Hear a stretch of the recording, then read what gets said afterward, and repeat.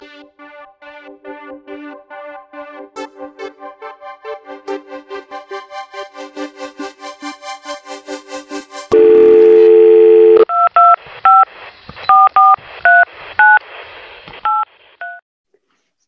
my name is Mirella Salvatore, and I'm the Climate Change Officer at Food and Agriculture Organization of the United Nations.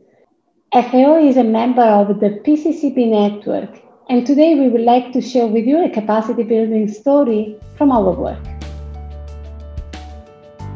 But before that, we talk about the network. Let's look at the capacity building in this area of COVID. How is possible to meet with this travel restriction, to meet with the people in person, how to build still the capacity, how we really think to build the trust between practitioners and experts. We really believe that virtual network is the key for capacity building in this area, but also behind. But before talking about the network, let's have a little bit of background. What is the Enhanced Transparency Framework? The Enhanced Transparency Framework requires that countries report on their progress in mitigating and adapting on climate change. But let's now think about transparency. Transparency, that means that countries report on their greenhouse gases emissions. They keep track of what they promise in their INDC, in their national determined contribution, and they track also progress or report on what they're doing to adapt to climate change.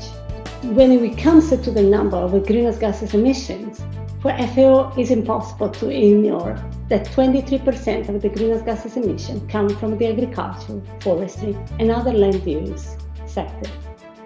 So we needed to take an action to provide the support to the country. How we do that? We do, first of all, trying to build a sustainable system in the country in collecting data and enhancing and estimating the greenhouse gases emissions for the AFOLU sector, and also helping them to report to the UNFCCC. FAO is providing support in enhancing the NDC and also helping them to track the progress while implementing. FAO cannot avoid to think about it, how much is important adaptation in the agricultural land use sector. For this reason, FAO is providing support in putting in place proper monitoring and evaluation systems for adaptation action. So what we can do, how we work together, we thought that it's a good idea to put in place the Transparency in Agricultural Land Use Sector Network. That is just a supporting and lively group of experts and practitioners that they want to address the Enhanced Transparency Framework requirement. So we are expecting that people from many countries join to share their lessons learned, to share their experience, to share their best practices. This network is open, inclusive, and friendly, targeted to practitioners, but is open to everyone.